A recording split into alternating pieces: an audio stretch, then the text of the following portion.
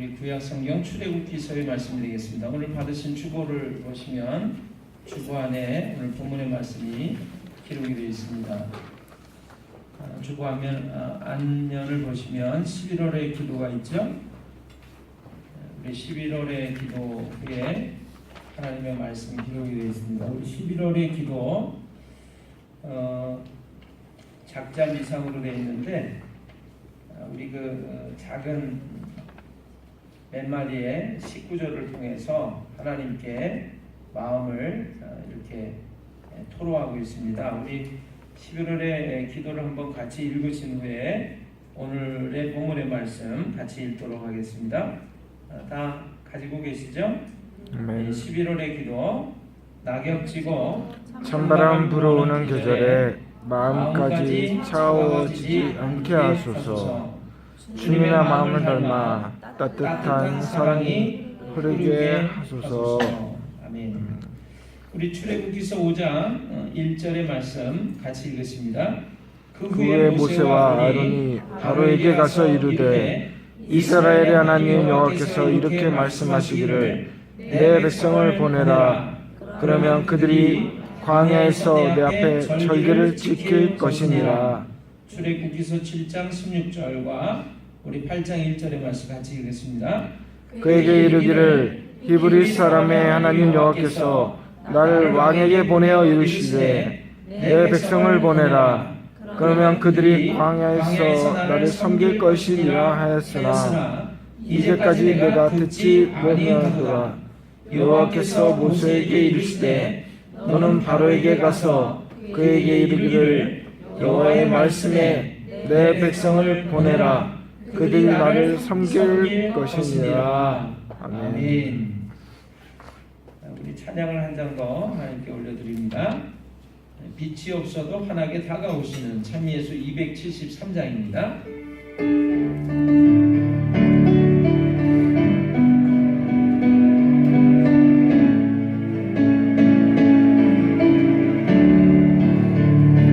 빛이 없어도 환하게 다가오시는 주 예수 나의 당신이여.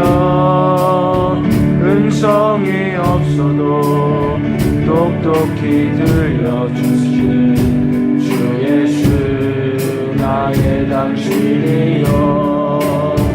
당신이 계심으로 나는 있고 당신의 노래가 머물므로 나는 부를 수 있어요. 주여 꽃처럼 향기 나는 나의 생활이 아니어도 나는 당신이 좋을 수밖에 없어요. 주 예수 나의 당신이여.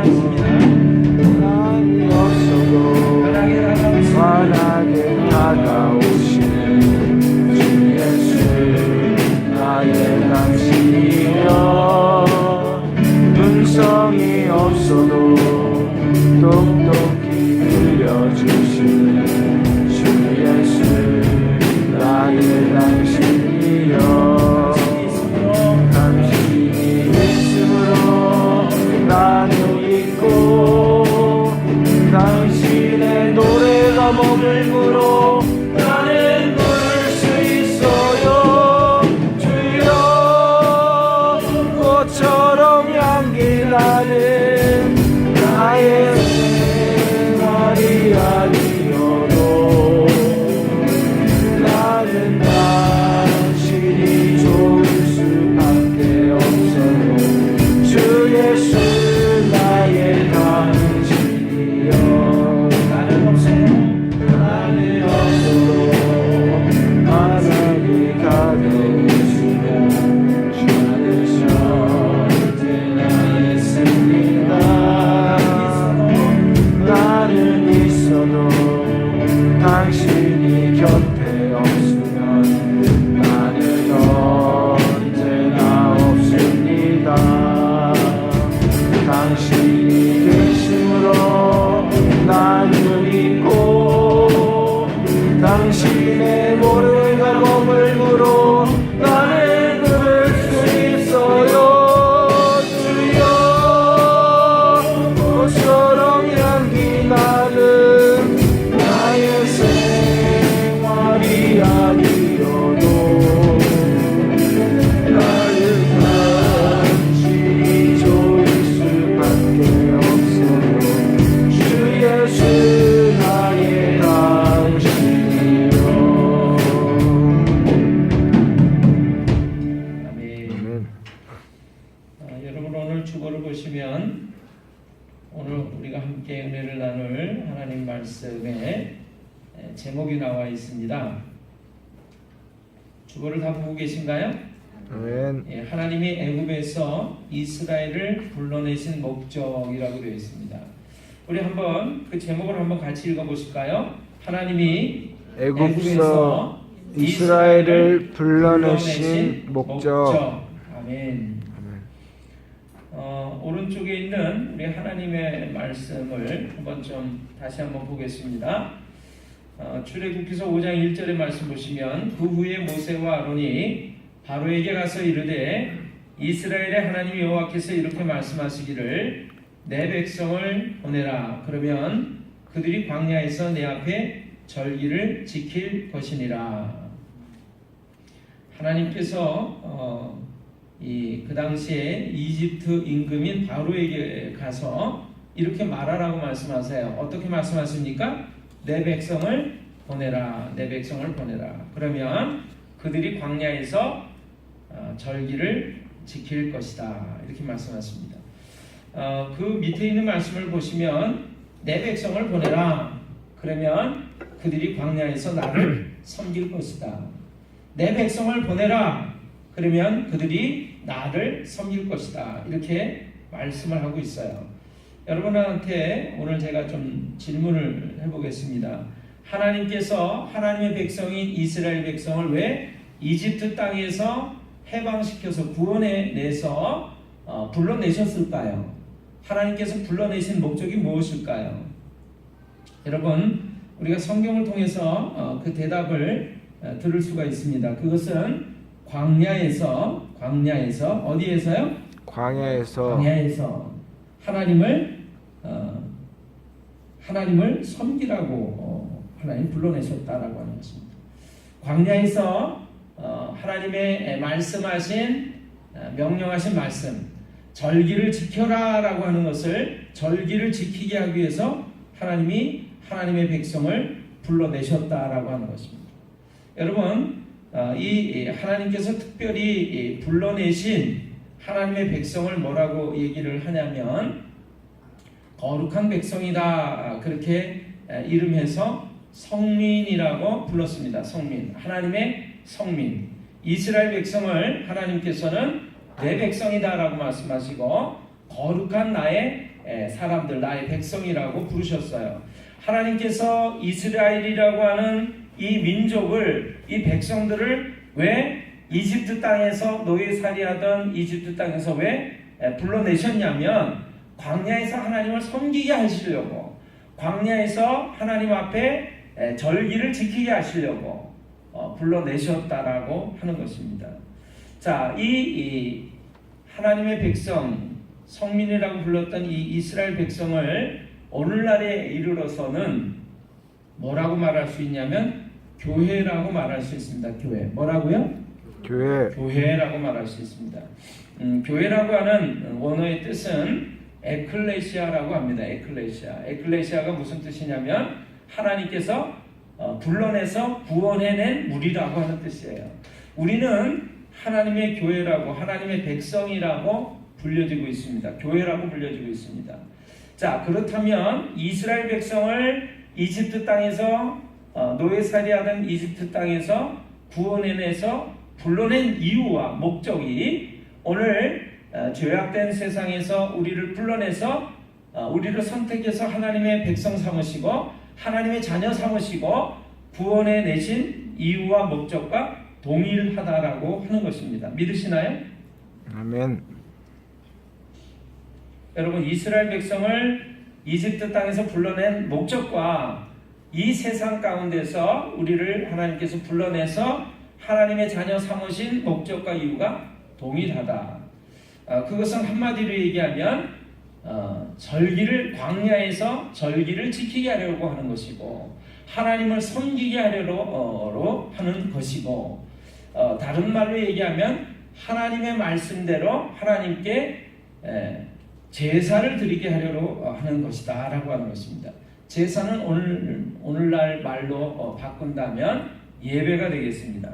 하나님이 왜 하나님의 백성을 불러내셨다고요? 우리를 교회로 만드셔서 불러내셨다고요? 예배 드리게 하기 위해서. 근데 어디서 예배 드리라고 그러세요? 어디서 절기를 지키라고 그러세요? 광야에서. 광야에서. 여러분, 우리가 살아가는 이 삶의 모습이 광야길이라고 하는 것을 믿으시길 바라요. 아멘. 종종 우리가 힘들고 어려울 때마다 우리는 그렇게 고백합니다. 내가 살아가는 이 인생길이 광야길과 같아, 이렇게 얘기합니다.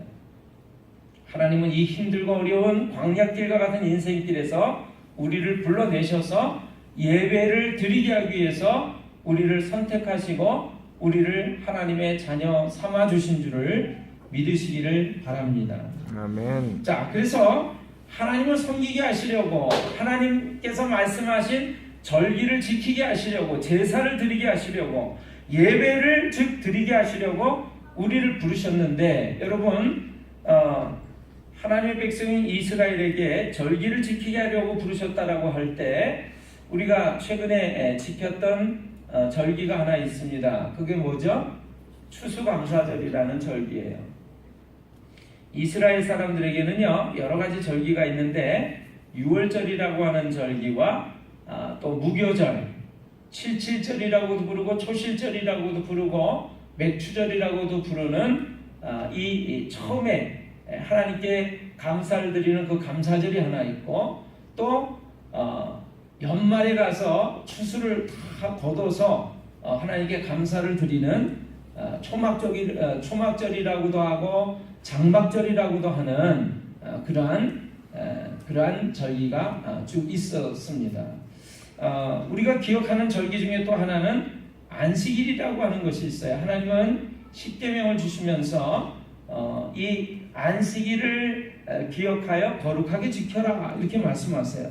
자, 그래서 이런 모든 절기는 한마디로 얘기하면 하나님이 우리에게 명해서 이거는 반드시 지켜라 이렇게 해라라고 말씀하신 하나님의 말씀이라고 하는 것입니다. 여러분, 하나님의 말씀, 하나님의 명령대로 살게 하기 위해서 하나님의 백성이 이스라엘 백성을 그 성민을 택해서 불러내셨다라고 하는 것이죠. 하나님의 자녀 삼으신 우리를 하나님께 예배드리게 하기 위해서 하나님의 말씀인 그 명령대로 지켜 살도록 하기 위해서 우리를 불러내셨다라고 하는 것입니다. 한마디로 예배를 드리도록 하기 위해서 우리를 불러내셨다. 자, 그런 점에서 본다면 여러분 요한복음을 보시면 요한복음에 이렇게 돼 있어요. 한 여인과 만나서 예수님이 이야기를 나누시는데 그래서 하나님께서는 지금도 그렇게 하나님께 예배하는 자들을 찾으시느니라 이렇게 말씀하세요. 어떻게 예배하는 자를 찾으시냐면 신령과 진정으로 예배하는 자들을 지금도 찾으신다. 여러분, 옛날에도 하나님이 하나님의 백성을 불러내실 때 예배드리게 하려고 불러내셨고 지금도 하나님께서 하나님을 참으로 예배하는 그런 자들을 찾고 계시고 부르고 계신 줄을 믿으시기를 바랍니다. 오늘 여러분과 저를 그렇게 불러내셨다라고 하는 것이죠. 시편 50편에 보면 이렇게 말씀이 기록이 되어 있어요. 이르시되 나의 성도들을 내 앞에 모으라. 그들은 제사로 나와 언약한 이들이니라. 여러분, 그래서 우리가 우리의 목적, 우리를 불러내신 목적과 의미를 반드시 정확하게 알고 그렇게 살아가야 될 줄로 믿습니다. 아멘. 오늘 여러분들에게 제가 이 종을 하나 가지고 나왔습니다. 종소리가 참 아름답죠? 이게 이름이 뭐라고요? 종. 종입니다. 종. 근데 이 종이 말이죠, 이렇게 소리를 내가지고 지금은 밥 먹는 시간입니다, 지금은 예배 드리는 시간입니다, 이렇게 알려주기 위해서 이 종소리가 나도록 만들어져 있어요. 뭔가를 알려주기 위해서. 근데 이 종이 어느 날 아무리 흔들어도 소리가 나지 않습니다. 그러면 이 종은 종의 역할을 못하고 있는 것이죠. 이 종으로서 만들어진 그 목적을 다하지 못하는 것이죠. 그렇게 됐을 때 우리가 어떻게 해야 될까요? 이 종을 고쳐서 다시금 그 목적에 맞는 모습으로 다시금 만들어서 사용해야 된다라고 하는 것입니다. 그럼에도 불구하고 이게 고쳐지지 않으면 어떻게 해야 돼요? 어떻게 해야 되죠? 여러분, 아무런 무용지물이 된 쓰레기가 된 그런 것들을 여러분 품에 안고 아끼고 사랑하면서 가지고 계실 건가요? 쓰레기통에 넣으시나요? 쓰레기통에 넣게 되죠. 그 목적을 상실했을 때 쓰레기가 되어서 버려질 수밖에 없다라고 하는 것이죠. 여러분, 하나님께서 우리를 부르신 목적, 예배를 드리게 하기 위해서 하나님 우리를 부르셨는데, 만약에 우리가 예배를 드리지 않고 산다면 우리는 어떻게 되는 것일까요? 하나님께서는 우리로 하여금 우리를 부르신 목적에 맞도록 살게 하기 위해서 그걸 고치시는 과정을 거치십니다. 그게 때리시는 과정이 있어요. 사무엘 하 말씀에는 이렇게 기록하고 있습니다. 나는 그에게 아버지가 되고 그는 내게 아들이 되리니 그가 만일 내게 죄를 범하면 내가 사람의 매와 인생의 채찍으로 징계하려니와, 이렇게 되어 있습니다. 사람의 매와 인생 채찍으로 하나님이 징계하신다. 하나님의 말씀대로 살지 않을 때, 하나님이 우리에게 원하시는 목적대로 살지 않을 때 하나님은 매와 채찍으로 우리를 징계하시고 훈련하시고 연단하시고 돌이키도록 하십니다. 그래도 만약에 사람이 하나님의 뜻대로 살지 않으면 어떻게 될까요? 하나님은 마침내 그 사람을 이 세상 가운데서 데려가시는 거예요. 데려가신다라고 하는 것은 무엇을 얘기하냐면, 더 이상 하나님의 자녀로서 부끄러운 삶을 살도록 하지 않게 하기 위해서 하나님이 이 세상 가운데서 데려가신다라고 하는 것입니다. 고린도전서에는 이렇게 말씀을 기록하고 있어요. 사람이 자기를 살피고 그 후에야 이 떡을 먹고 이 잔을 마실지니 주의 몸을 분별하지 못하고 먹고 마시는 자는 자기의 죄를 먹고 마시는 것이니라. 그러므로 너희 중에 약한 자와 병든 자가 많고 잠자는 자도 적지 아니하니, 이렇게 되어 있어요. 여러분, 하나님께 예배를 드리는 거예요. 성찬을 통해서 예배를 드립니다. 그런데 예수님의 몸과 예수님의 피를 상징하는 그 떡과 그 잔을 먹고 마시는데, 내가 어떠한 모습으로 하나님께 예배를 드리는가를 살피지 않고 그거를 먹고 마시면, 하나님께 어떠한 모습으로 예배를 드리는가를 살피지 않고 그냥 맹목적으로, 형식적으로, 의식적으로 그렇게 하나님께 예배를 드리면 그 모든 것들이 죄가 돼서 결국에 하나님 앞에 꾸중을 받는 모습이 된다라고 하는 거예요. 그래서 병든 자가 생기고 약한 자가 생기고 잠자는 자도 적지 아니하다. 그게 뭐냐면 죽는 자들도 생겼다라고 하는 것입니다. 여러분, 하나님께서는 우리로 하여금 하나님의 우리를 불러내신 목적대로 살게 하기 위해서 우리를 훈련하시고 이끌어 가시지만, 말을 듣지 아니하실 때는 생명까지도 이 세상에서 데려가신다라고 하는 것이죠. 우리는 어떻게 살아야 할까요? 이 종이 만들어진 목적대로 이 소리를 내면서, 그래서 이 목적대로 사용이 되어야 하는 것처럼 하나님이 우리를 불러내신 목적대로 살아가야 될 줄로 믿습니다. 그렇게 또 살아가시는 여러분과 제가 되시기를 주님의 이름으로 축원합니다. 우리 2018년도에 세계적인 대기업이 있습니다. 포춘지라고 하는 그런 잡지에서 세계 500대 기업을 선정을 해가지고 매년 발표를 한다고 하는데요. 그게 수십 년 동안 발표를 했어요.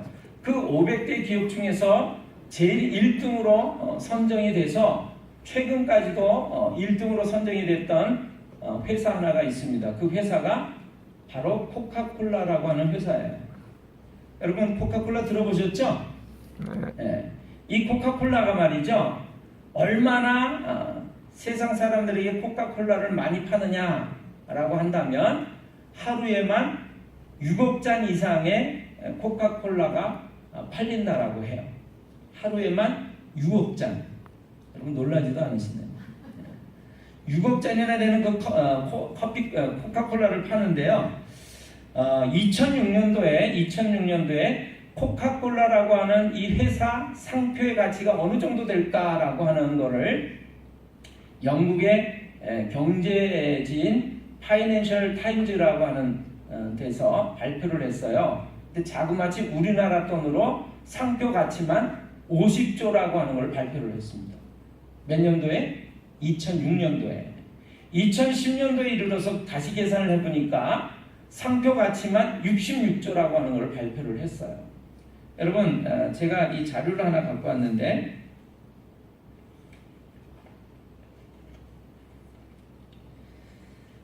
여러분들이 별로 50조, 66조 그러니까 별로 놀라지는 않아가지고 제가 조금 우리나라 사람으로 자랑스러운 거를 하나 좀 자료를 하나 가지고 왔어요. 2018년도에 한국의 그 대기업 가운데 그 브랜드 가치, 상표 가치가 큰 50대 기업을 발표를 했는데요. 1등이 누구냐면 삼성입니다. 삼성. 근데 삼성전자가 가지고 있는 이 상표 가치가 자그마치 88조 8천억 원이래요. 90조 정도 됩니다. 90조. 우리나라 돈으로 90조. 여러분 100만도 아니고 조만이에요. 조만. 그런데 90조인데 90조 그러니까 여러분 별로 안 와닿아서 또 말씀드려야 돼요. 2016년도에 우리나라 총 예산이 300조였습니다. 300조. 그런데 삼성전자가 갖고 있는 이 삼성이라고 하는 로고, 상표 가치가 세상에 물건 값어치가 아니에요. 거기서 물건을 얼마나 팔아 먹느냐 그 정도를 얘기한 게 아니라 그냥 그 상표 가치, 그 이름 가치만 90조래요. 90조. 여러분 또 별로 안 놀라서 제가 하나를 더 얘기할게요. 자, 구글이라고 하는 기업이 있습니다. 페이스북이라고 하는 회사가 있어요. 근데 구글만 얘기하면 구글이 자기가 갖고 있는 상표 가치가 약 179조 원이래요. 그게 엄청난 거예요. 엄청난 거. 상표 가치만 물건은 우리나라 1년 예산 300조보다도 훨씬 많이 팔죠. 그런데 그 대기업 중에서 그 상표 가치가 가장 높은 회사로 코카콜라가 한 5년 전까지만 해도 계속 1등이었단 말이에요. 1등. 자, 우리나라가 얼마나 국력이 막강한 나라인가를 확인시켜 줄 수 있는 그 조건 중에 하나가 이런 게 있습니다. 오늘 제가 여러 가지를 좀 준비를 했어요. 여러분 이게 대한민국 여권입니다. 이 대한민국 여권을 가지면요. 세계 몇 개국을 갈 수 있을까요?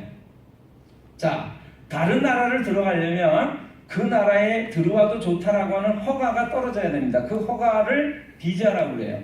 비자를 받아야만 그 나라에 입국할 수 있어요. 내가 미국 가고 싶다, 일본 가고 싶다라고 해서 마음대로 들어갈 수가 있는 게 아니에요. 근데 우리나라 국력이 얼마나 막강한지 강대한지를 알 수 있는 방법 중에 하나가 이것이 하나가 되는데 우리나라 대한민국 여권을 가지면요 이 비자를 받지 않고도 갈 수 있는 나라가 188개국이래요. 우리나라에서 세계 어느 나라든지 갈 수 있는 나라 몇 개국이요? 188개국. 작년까지 그래서 우리나라가 세계 2위였습니다. 이 여권을 가지고 세계 어느 나라를 갈 수 있는가라고 했을 때 1등이 어디냐면 독일이었어요. 2등으로 일본이었는데 올해 바뀌었어요. 올해 일본이 1등으로 올라가고 우리나라가 2등, 프랑스와 2등을 하고 있습니다. 미국도 미국 사람도 마음대로 세계 어느 나라를 갈 수 없어요. 우리나라가 더 이 여권 하나만 가지면 세계 어느 나라를 마음대로 들어갈 수 있는 그 국력을 가지고 있는 나라라고 하는 거예요. 근데 여러분, 코카콜라 제가 아까 말씀드렸죠? 코카콜라는 세계 몇 개국을 들어가 있을까요? 자, 코카콜라를 팔아먹으려고 중국도 가서 팔아먹을 거고 인도도 가서 팔아먹을 거고, 그렇죠? 세계 수백 개의 나라가 있는데 수백 개의 나라 몇 개국을 이 코카콜라가 들어가서 물건을 팔고 있을까요? 머리 아프죠? 그래서 세계 나라가 몇 개국이나 될 거야 이거. 아주 쉽게 설명을 드리면, 이렇게 설명을 드리면 더 쉽습니다. 딱 세 개의 나라 가운데서 두 나라만 코카콜라가 못 들어가 있어요. 하나가 북한이고 또 하나가 쿠바라고 하는 나라입니다. 근데 쿠바에 가면 코카콜라를 못 사냐면 못 사지 않아요. 코카콜라가 가게에서 팔고 있어요.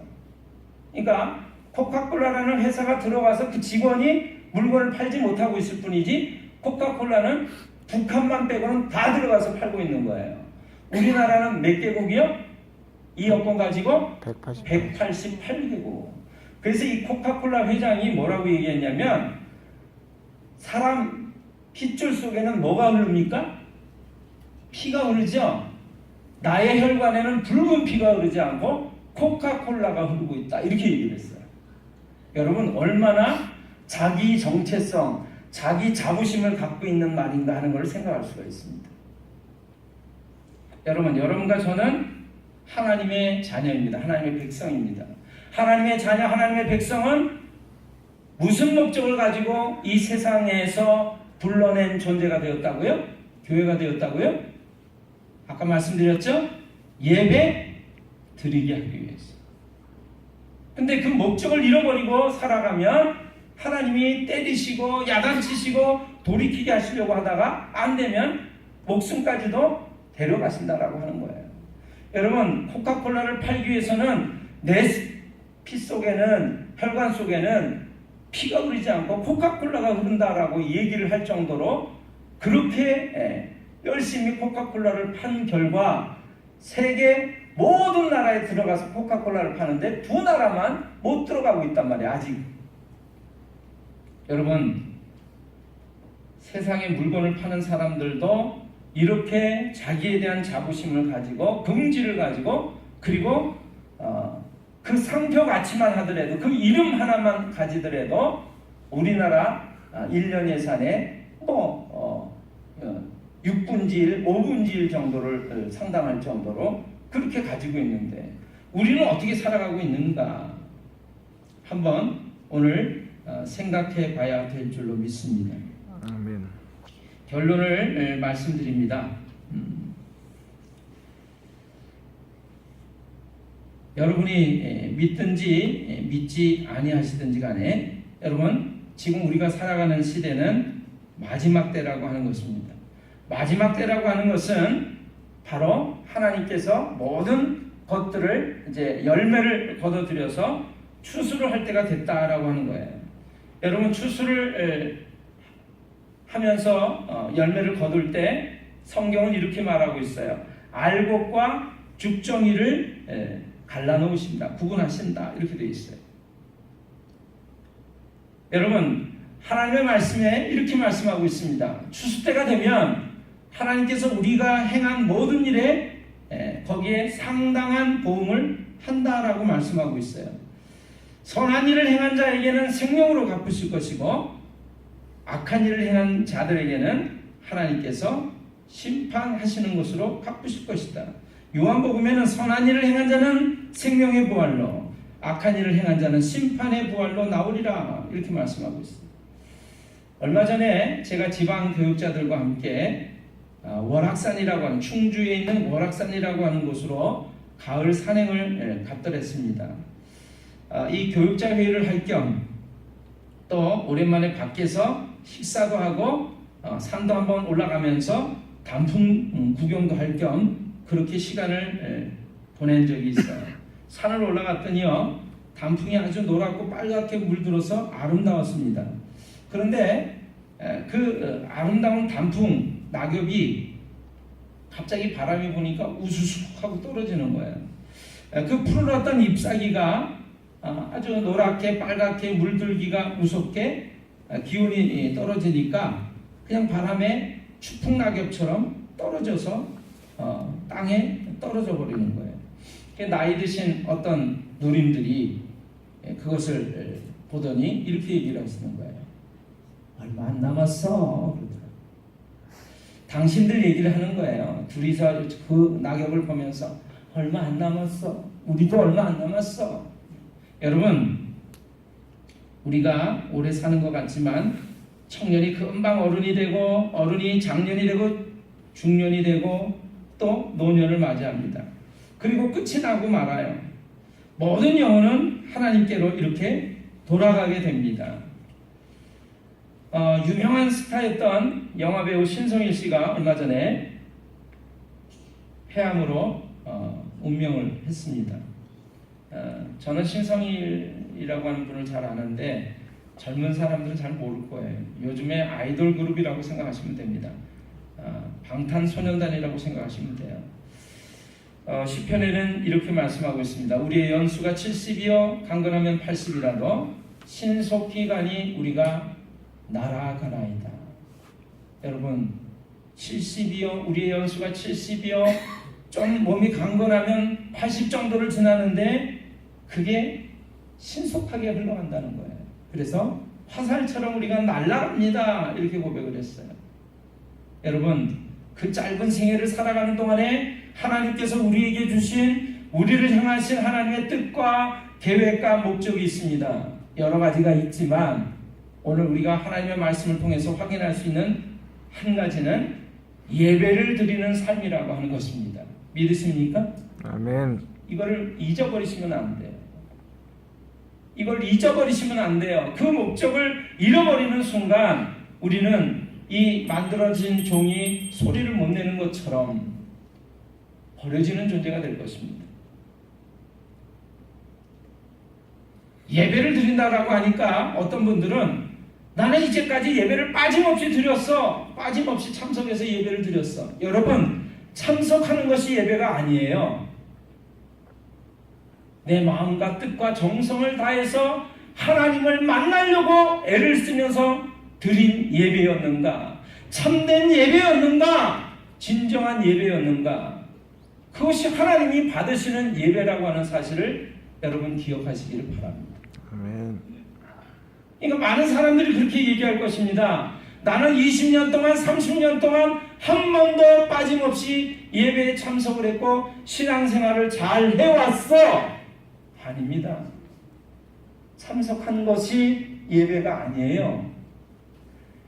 예배 시간에 참석해서 하나님 오늘 제가 하나님의 말씀을 듣기를 원합니다. 음성을 듣기를 원합니다.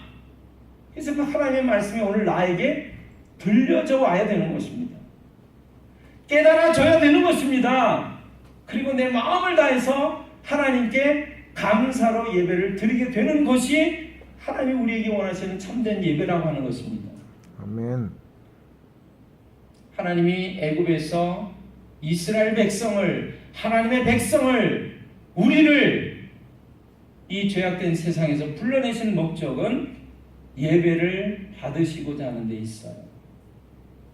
하나님께 예배하는 자들은 참되게 예배하는 자들은 예배할 때가 오나니 곧 이때다. 하나님께서는 이렇게 자기에게 예배하는 자들을 찾으시느니라. 여러분 믿으시나요? 아멘. 하나님은 지금도 예배하는 자들을 찾고 계시는구나. 예배에 참석하는 자들을 찾으시는 것이 아니라 그렇게 참되게 예배하는 자들을 찾고 계신 줄을 믿으시길 바랍니다. 그렇게 예배를 드릴 때 우리의 삶이 변하게 되는 거예요. 나의 생각이 변하게 되는 거예요. 나의 삶 속에 참된 기쁨과 행복이 넘쳐나게 되는 것입니다. 아멘. 많은 사람들은 하나님께 참된 예배를 드리지 않은 채로 참석한 것만으로 형식적으로 그냥 습관적으로 드린 그 예배를 가리켜서 나는 하나님께 다 드렸어, 예배를 드려왔어 라고 말을 합니다. 하나님이 원하시는 예배는 그 예배가 아니에요. 하나님의 백성답게 하나님의 자녀로 불러주신 내 몸속에 코카콜라가 흐르고 있다라고 얘기를 한다면 하나님의 백성들은 뭐라고 말할 수 있을까요?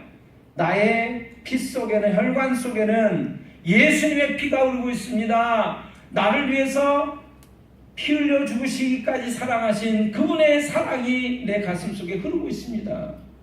그렇다면 어떻게 나의 삶 속에 그분의 사랑이 나타나지 않을 이유가 있겠습니까? 나타나지 않으면서, 그분의 사랑과 흔적이 나타나지 않으면서 내가 그분의 사랑이라고 말한다면 그것은 거짓말인 것이죠. 그것은 가짜 믿음인 것이죠.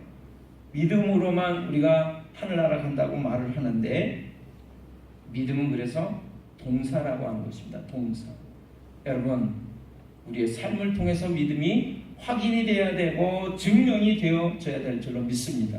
아멘. 그렇게 살아가시는 여러분과 제가 다 되시기를 주님의 이름으로 축원합니다. 아멘. 기도하겠습니다.